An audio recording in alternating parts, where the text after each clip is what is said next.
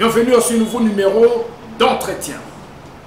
Entretien dans le cadre de notre déplacement où nous sommes à Kinshasa en ce net moment, dans le cadre des consultations initiées par le chef du gouvernement, récemment nommé par le président de la République, le Premier ministre Samanou Condé Kyenge Jean-Michel.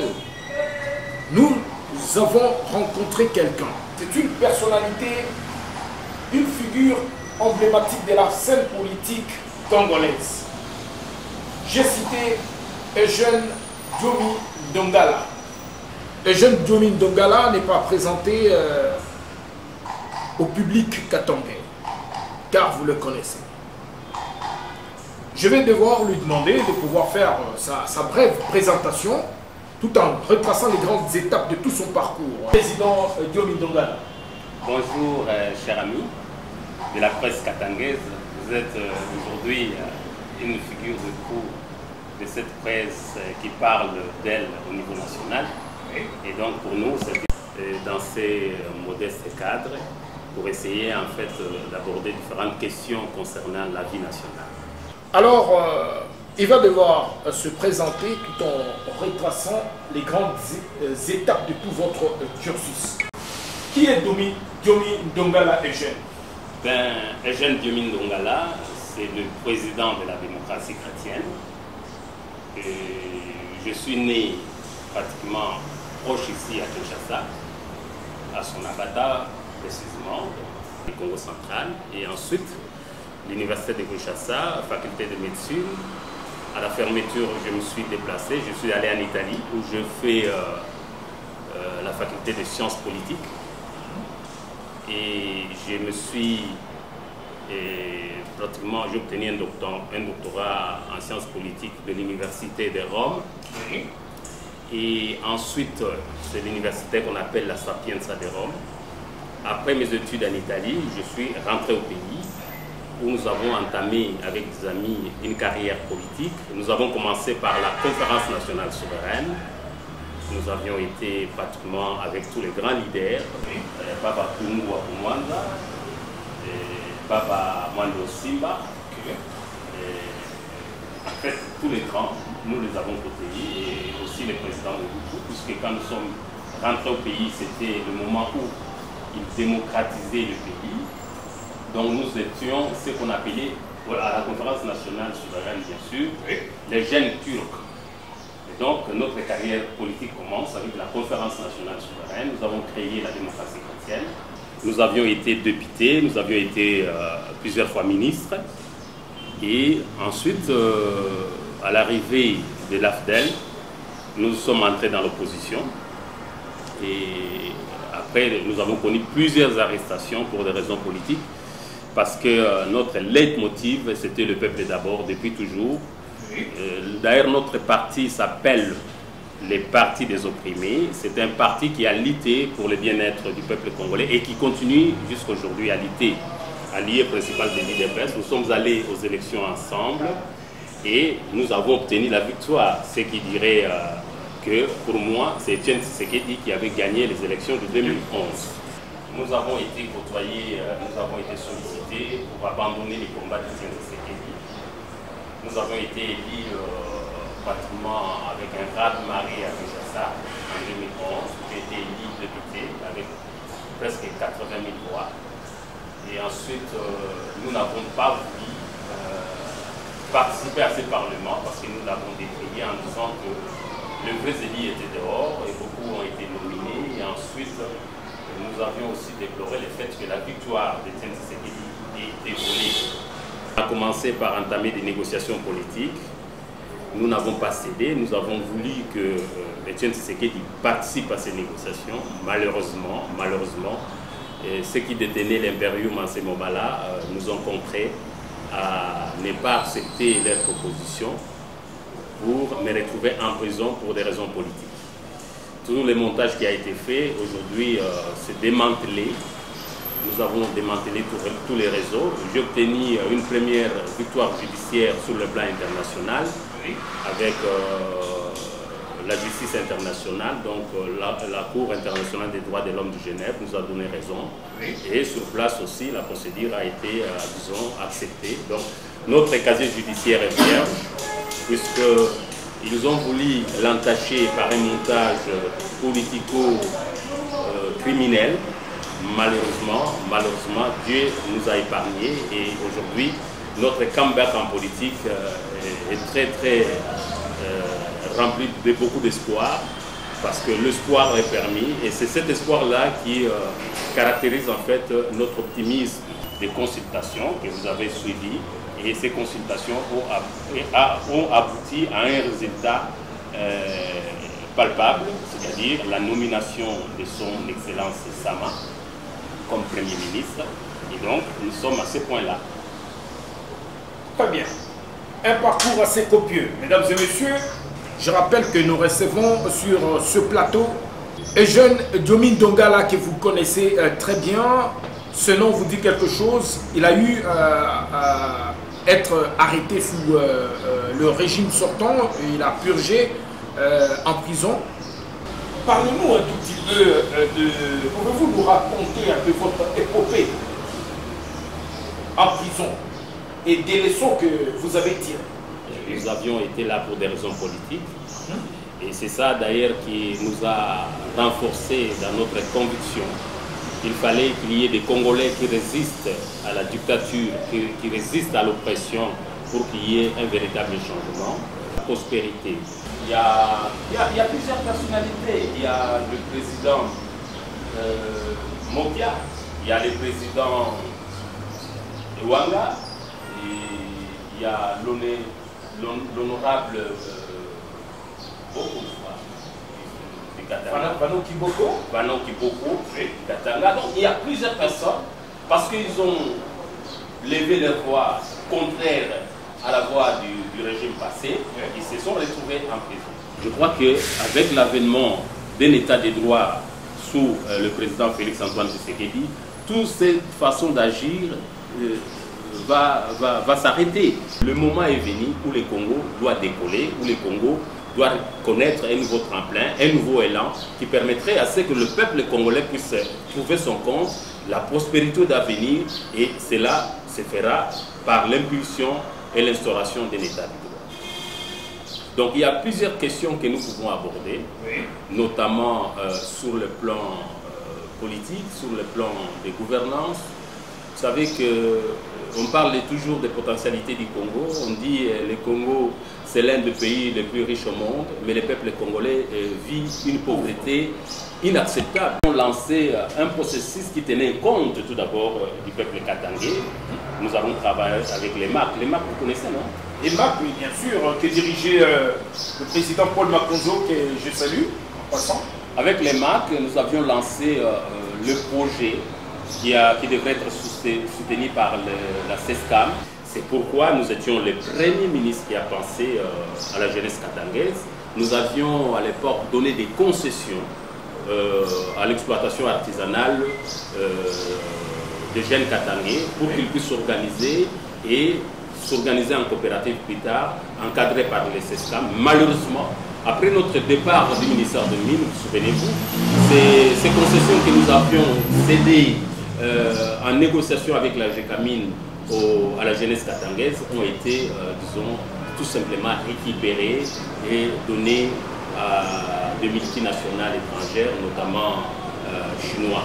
Donc, nous pleurons aujourd'hui pour les Katanga, c'est que la jeunesse ne se retrouve pas, il n'y a pas une véritable rétribution des richesses, la population est pratiquement en dehors de l'exploitation minière et ne retrouve pas son compte par rapport à cette exploitation de minerais au Katanga. Aussi, puisse bénéficier des rétrocessions minières qui permettent à ce que la province se développe d'une manière particulière et que le pays en général puisse trouver un décollage par rapport au développement que nous devons soutenir pour l'avenir de notre pays. Bienvenue à ce nouveau numéro d'entretien. Mais mesdames, messieurs, nous sommes à Kinshasa. À Kinshasa où nous nous retrouvons dans le cadre de consultations initiées par le Premier ministre Jean-Michel Sama Lukonde Kyenge Cette rubrique s'intitule les couloirs de la primature. À travers le couloir de la primature, mesdames et messieurs, nous allons devoir nous entretenir avec le président du Forum national de la jeunesse. Il n'est pas pour vous présenter, car tous vous le connaissez. Il est le président national de la jeunesse. Je citais Patrick Katengo, qui va devoir répondre à nos quelques préoccupations dans le cadre de ce forum, car ils ont été reçus hier par le Premier ministre Jean-Michel Sama-Lukonde Kyenge. Il va nous raconter qu'est-ce qui a été au menu de leur échange avec le Premier ministre Sama-Lukonde Kyenge. Bonjour Président. Vous êtes président du FNJ. C'est quoi FNJ? Le Forum national de la jeunesse, c'est la plateforme, la méga plateforme au pays qui s'occupe des jeunes de toutes tendances. Attendez par là, les jeunes politiques, les jeunes apolitiques et aussi de la société civile. Donc c'est la plateforme qui met en confiance oui, les jeunes, qui leur accorde l'espace, des questions de haute sensibilité et transversales dans notre pays, la République démocratique du Congo. Quel est le rôle que vous jouez exactement à la tête de ce forum, dans le cadre d'encadrement de la jeunesse? 2013, nous avions réfléchi sur les mécanismes pouvant mettre en confiance la jeunesse congolaise, notamment le dialogue social, l'accompagnement, l'encadrement social des jeunes en République démocratique du Congo, donner l'information ou même pousser les jeunes à l'accès à l'information et même bénéficier de la formation dans ce pays pour être utile. Et là, à créer une branche qui s'occupe spécialement des questions liées à l'entrepreneuriat, notamment, je parle cette fois-là de la FNJ, la Fédération nationale des jeunes entrepreneurs du Congo, quelque chose que nous avions initié à l'issue du forum national qui avait été utilisé et qui avait été à ce moment-là convoqué comme d'abord un cadre d'échange pas permanent. Mais à l'issue des recommandations de 2013, nous avions compris qu'il fallait mettre en place une structure permanente telle qu'exprimée par les chefs d'État et de gouvernement en Nairobi, au Rwanda et en Tanzanie, oui, où ils avaient estimé que pour parler du développement dans ce pays, la RDC, il fallait fondamentalement impliquer les jeunes de la région, la culture de la paix, okay, sans laquelle on ne peut pas parler du développement dans notre pays. Okay. Donc c'est depuis 2013 qu'on a initié, en 2014, par l'arrêté numéro 056 de septembre, du 18 septembre 2014, okay, signé par Son Excellence Banzamou Kalaï Msungu, paix à son âme, à l'époque, qui avait en charge le ministère de la Jeunesse, des Sports, Culture et Arts. Et depuis lors, nous nous sommes mis au travail jusqu'à produire une présidente de l'Union panafricaine, de la jeunesse. J'ai cité Mme Francine Lumba, oui, à l'époque, qui est issue, qui est issue du Forum national de la jeunesse, sa première coordonnatrice. Okay. Donc, les missions que nous avons, c'est aussi d'éveiller les jeunes Congolais à un sursaut patriotique.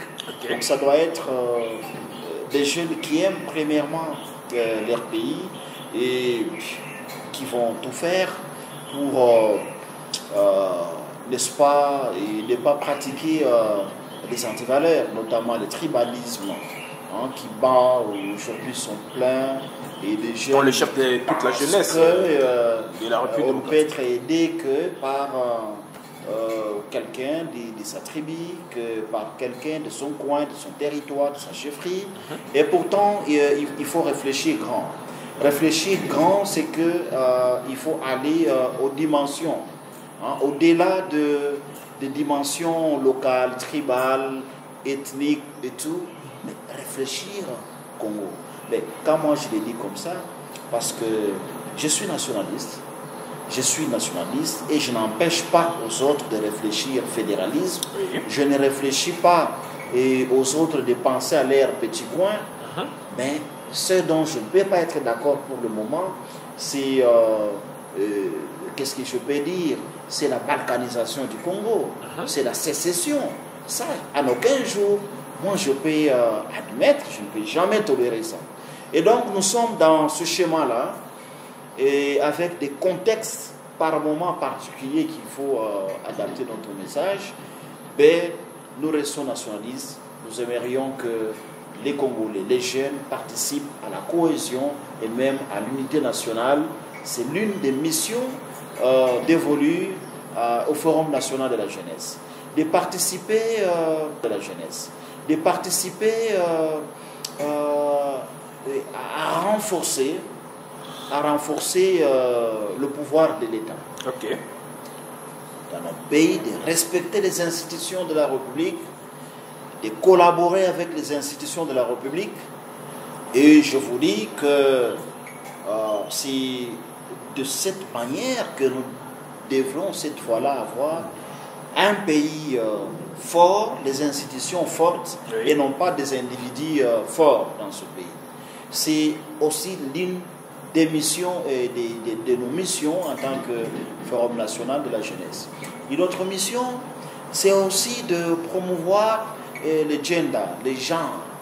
Donc, il faudrait que nous soyons ces personnes-là qui valorisent la femme et qui donnent une place de choix aux femmes congolaises, de tout faire en poussant les jeunes à entreprendre et à les pousser à la culture de l'émulation, okay, donc de l'esprit de se surpasser elles-mêmes. Et voilà comment est-ce que nous réfléchissons avec les objectifs qui sont les nôtres, du Forum national de la jeunesse. FNJ, Forum national de la jeunesse. Mesdames, Messieurs, nous recevons le président du FNJ, Patrick Katengo, pour ceux qui viennent de nous prendre en cours de diffusion. Président Patrick Katengo, pouvez-vous nous donner le bilan palpable depuis que vous êtes aux affaires pour l'émergence de la jeunesse? Merci beaucoup. Vous savez que dans la pratique, il est très difficile de parler pour soi-même, parce qu'il faudrait que ceux-là qui nous suivent au quotidien arrivent à le faire à notre place. Quand cela ne tient. Dès la prise de nos fonctions en 2018, oui, nous nous sommes fixés des objectifs d'identification de problèmes réels que traversent les jeunes à travers la République démocratique du Congo. Chose que nous avions faite en mettant en place un programme ambitieux dénommé Chantier national de la jeunesse. Okay. Mais certains nous ont posé des questions à l'époque. Est-ce qu'il s'agissait de 5 chantiers de la République? Mais nous avions dit ce chantier-là avait pratiquement 4 piliers, mais nous n'avions mis que 2 piliers. Et donc, c'est qui devait créer un distinguo, oui, entre ces chantiers-là de la République, les 5 chantiers de la République, et les chantiers national de la jeunesse. Nous avions voulu impliquer Oui. et approprier la jeunesse congolaise à ces concepts pour, premièrement, participer à la conception matérielle et spirituelle et aussi la conception matérielle. Nous nous sommes dit que ce pays demeure jusqu'au jour d'aujourd'hui un chantier sur plusieurs plans. Sur le plan, premièrement, mental, où il faut chicoter mentalement les Congolais et principalement nous-mêmes jeunes qui constituons plus de, pour certains, 68% de la population et pour les autres, 70% de la population. Oui. Et donc, travailler sur le plan mental pour que nous ayons des idées originales. Originales en ce sens que, à ce moment-là, nous impliquons des jeunes qui sont conscients du rôle qui sont les leurs. Premièrement, sur le plan mental. Et deuxièmement, sur le plan matériel. Et donc, les jeunes qui doivent comprendre leur rôle, parce qu'ils ont participé à la conception, et arriver à matérialiser. Matérialiser, c'est-à-dire, c'est participer réellement à la reconstruction de notre pays. Sur plusieurs points et dans plusieurs domaines, comme je venais de le dire. Dans ce nouveau numéro d'entretien, entretien toujours dans le cadre de notre périple ici à Kinshasa, où nous sommes venus dans le cadre de la couverture médiatique et consultations initiées par le Premier ministre Jean-Michel Sama Lukonde Kyenge. Nous avons croisé l'honorable sénateur ADC Ogi Ilunga. Il est élu pour le compte de la province du Kasaï oriental. Il est coordonnateur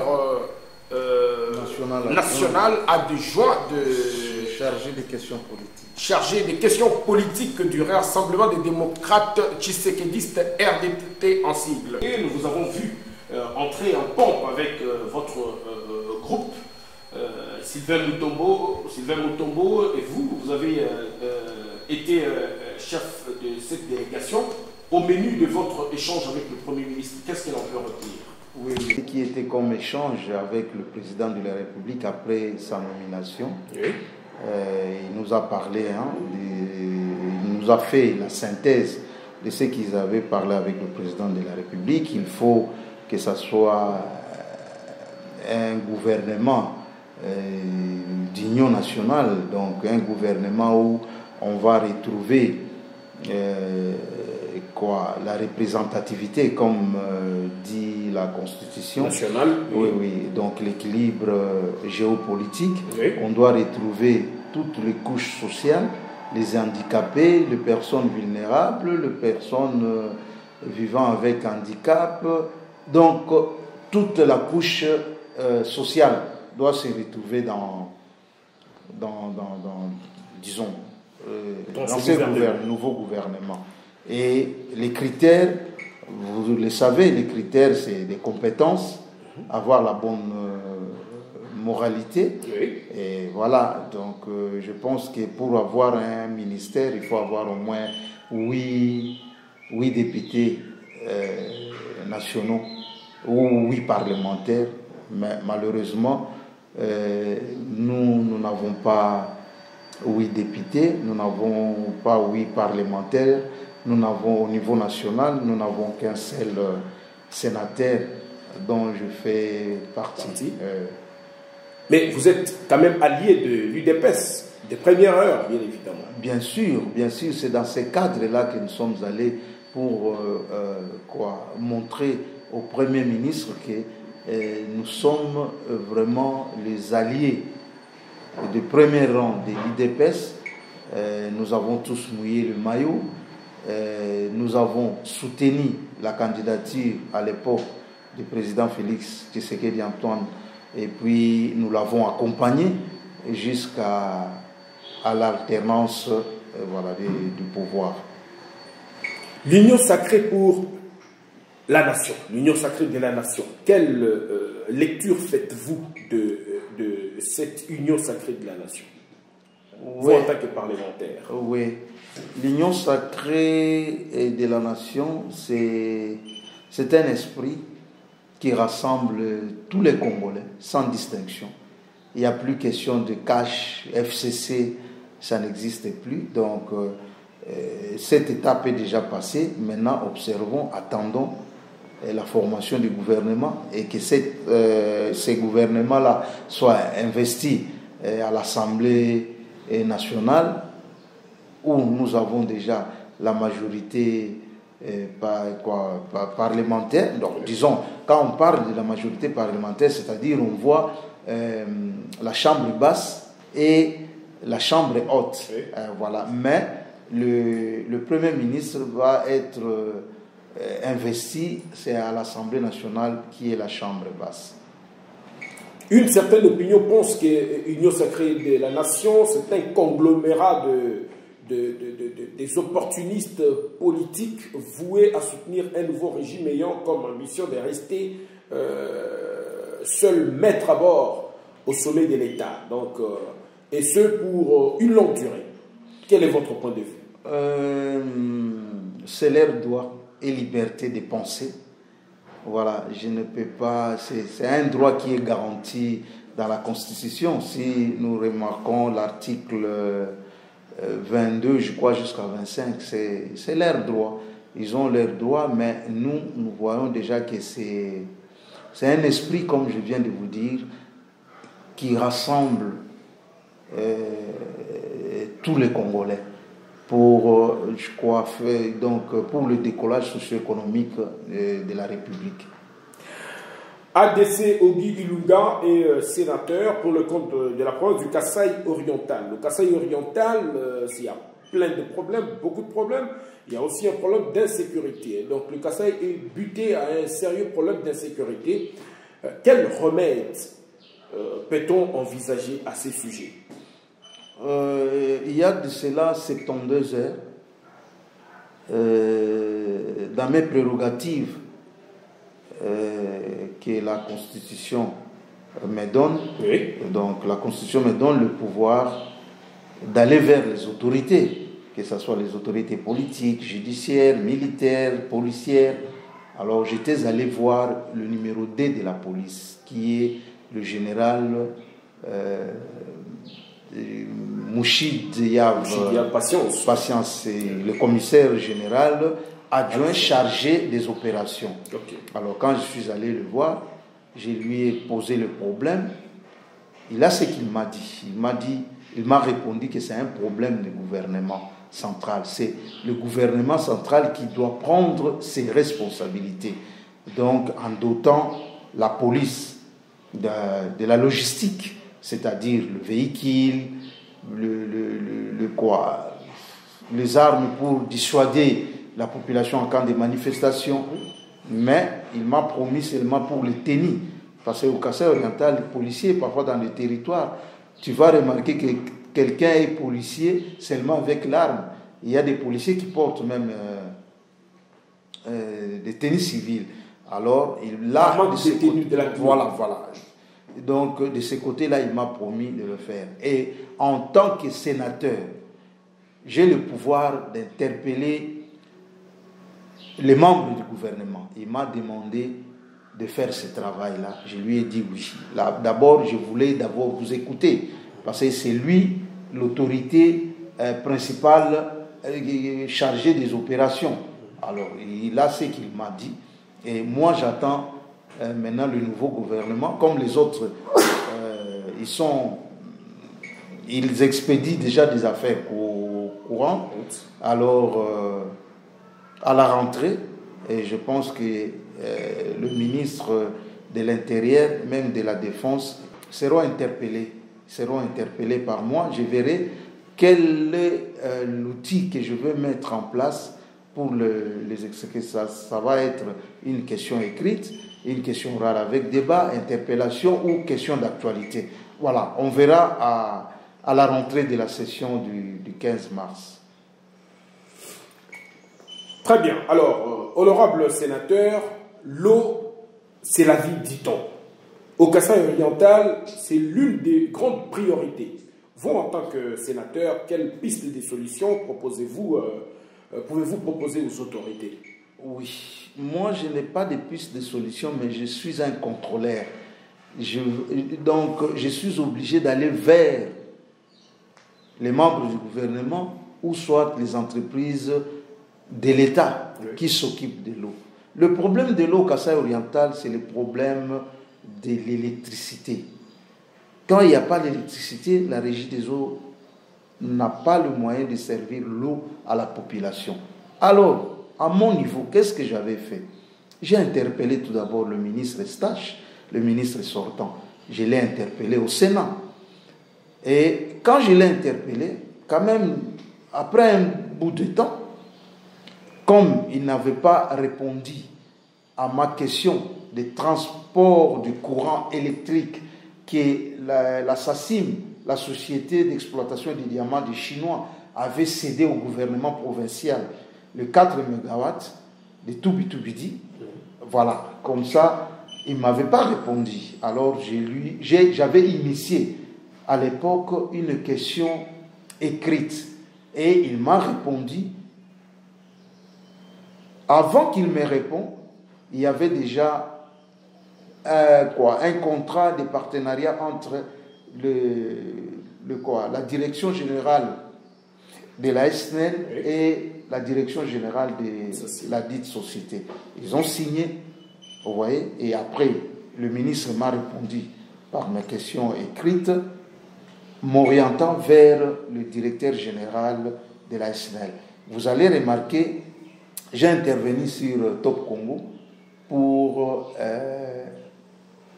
disons, me plaindre du comportement du directeur général que j'ai sollicité à maintes reprises par des messages, par téléphone. Il ne décrochait pas son téléphone. Bon, bien sûr qu'il était au Congo-Brazzaville, mais son conseiller avait décroché. Oui, oui. Jean-Mawezia Mouteba a protégé la famille Tshisekedi. C'est faux. Tout ça, c'est faux. Était Tshisekedi avec Cœur des lions. Mais qu'est-ce qu'on va dire aussi des vieux comme les Fonchi, les vieux Tchangola, les vieux Kansebo qui est encore en vie? La liste est exhaustive. Qu'est-ce qu'on va dire pour ces vieux loups-là qui ont soutenu aussi l'IDPS? Ça, c'est un faux problème. Le problème qui est là, l'Assemblée provinciale et ses députés provinciaux doivent prendre leurs responsabilités. C'est depuis l'année passée que je ne manquais pas de décrier toujours, de dénoncer cela pour que le gouverneur de la province de Kasaï oriental démissionne. Il n'est pas à la hauteur. Pas plus que hier. Sur une chaîne de la place FDM de l'honorable député national Madimba, oui. L'honorable député national Kabachi lui a demandé de démissionner. Il ne fout rien, il ne comprend absolument rien. À la radio, je rappelle que nous recevons sur ces antennes, la voix que vous suivez là est celle de Monsieur Augustin Kabouya, le secrétaire général de l'UDPS. Nous sommes à Kinshasa dans son cabinet de travail où nous reçoit. Nous sommes en train d'enregistrer cette émission. Comment réagissez-vous sur cette allégation? Jean-Marc Kabound, votre président, en fait un peu de trop aux côtés du président. Par Jean-Pierre, par le chef de l'État qui a accordé à Jean-Pierre Bemba et Moïse Katumbi. Juste après, il y a eu des déclarations fortes faites par Jean-Marc Kabound. Donc, il en fait un peu de trop. Comment réagissez-vous? Pour répondre à cette question, je vais vous dire que vous, de la presse, vous avez un grand rôle pédagogique d'éduquer la masse et de relayer correctement les messages tels que présentés ou faits par son auteur. Qu'est-ce que je veux dire par là? Il y a eu une situation bizarre que moi personnellement je n'avais pas compris. Vous avez bien dit. Souvent, quand les gens parlent de l'honorable Jean-Marc Abound, ils ne regardent pas tout ce qu'il a comme responsabilité. Ils ne regardent pas.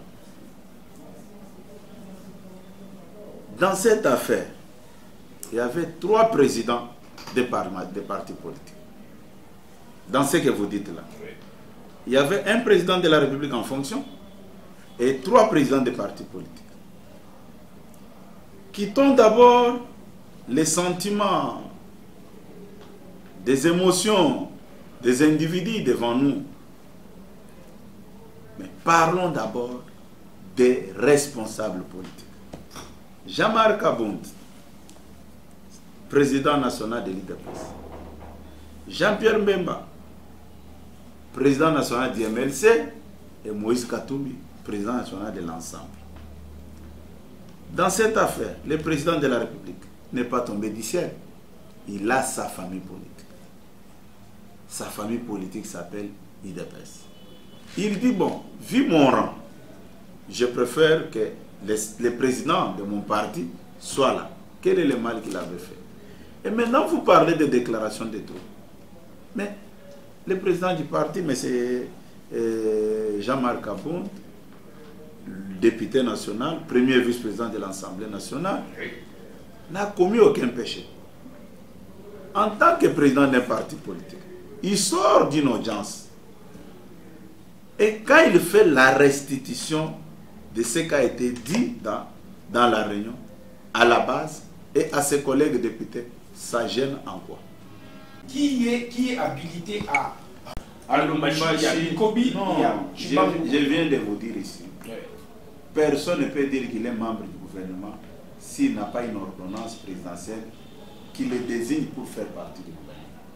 Aujourd'hui, le président fédéral s'appelle Bruno Tshibanda. Je m'entretiens avec lui. Je m'entretiens avec Mikobi. C'est juste un problème de frustration sur tel ou tel dossier. Mais il le sait. Quand il venait ici à Kinshasa, je le recevais partout. On pouvait rester toute la soirée avec eux. Je connais M. Mikobi. Il ne peut pas dire le contraire. Ce sont des gens qui tirent profit dans tout ce que venait d'énumérer ici pour se faire entendre. Mais bref, à Lubumbashi, il y a un seul président fédéral qui répond au nom de Bruno Tshibanda Kabaji. C'est lui le président fédéral. Ali Kassi, c'est M. Selemani qui est président fédéral.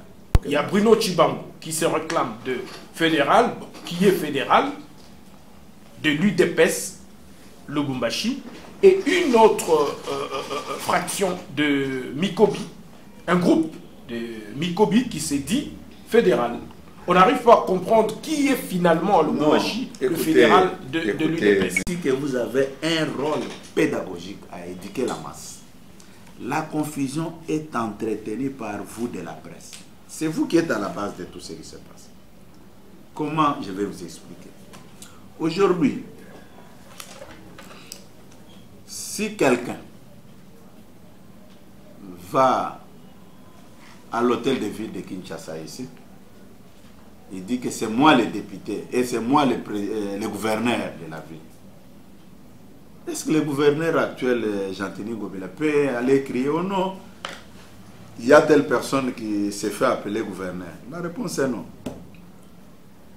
Quand vous recevez les gens, d'abord vous de la presse, est-ce qu'ils vous disent correctement ce qu'ils ont comme responsabilité au niveau du parti? L'UDPS de se comporter comme un parti en opposition au pouvoir, alors que c'est elle-même, l'UDPS, qui est au pouvoir, qui devrait se comporter avec noblesse. Comment réagissez-vous? L'UDPS s'est mal comporté, selon vous, et selon cette opinion, que par rapport à tel dossier, qu'en dites-vous? Mais quand vous me présentez une question un peu voilée, je dois réagir par rapport à quoi? Puisque les accusations dont on formule contre l'UDPS doivent être clarifiées avant que je vous donne la réponse comme secrétaire général de l'UDPS. Ont toujours réagi, alors réagi comme étant un parti dans l'opposition alors que vous êtes au pouvoir. C'est ça, ma question est claire. Si vous dites par exemple, oui, nous avions vu qu'il n'y avait pas l'État, il y avait une crise de transport et les militants de l'IDPS sont descendus dans la rue pour protester contre cette grève. Je vais maintenant me prononcer. Mais jusqu'à présent, vous n'avez pas dit. Les militants de l'IDPS se comportent mal, comme s'ils étaient encore dans l'opposition, par rapport à tel dossier. Oui, bien évidemment, barrer la route aux députés nationaux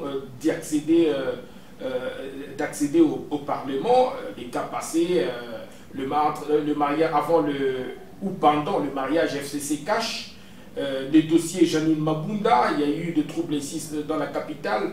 Ici, là, chez nous aussi, à Lubumbashi, il y a toujours des troubles, c'est ça, les deux cas d'espèce dont... Écoutez, messieurs les journalistes, des dégâts causés par les militants de l'IDPS, parce que vous-même, vous n'êtes pas en mesure de démontrer. Puisque vous me parlez qu'il y a eu les cas Mabunda par rapport à quoi. Moi, je vais vous dire d'emblée, les députés, les combattants de l'IDPS n'ont jamais bloqué le passage aux députés nationaux. Pourquoi? Nos députés sont nos élus. Je vois très mal que les militants d'un parti politique, en l'occurrence de l'IDPS, peuvent barrer la route aux élus du peuple. C'était des fausses accusations. Je me rappelle, c'était en rapport avec la loi Sakata, Minaku Sakata, voilà. C'est cette loi-là qui avait mis de l'huile sur les feux. Et quand vous regardez très bien, les militants de l'IDPS font partie de la couche de la population. Et c'était la population qui était montée au créneau pour demander aux responsables de l'Assemblée nationale de retirer ces deux lois en gestation. Mais malheureusement, comme les gens ont toujours cherché des boucs émissaires sur la tête de l'IDPS, on avait chargé l'IDPS, c'est l'IDPS qui était à la base. Et pour revenir à votre préoccupation, l'IDPS est un parti au pouvoir.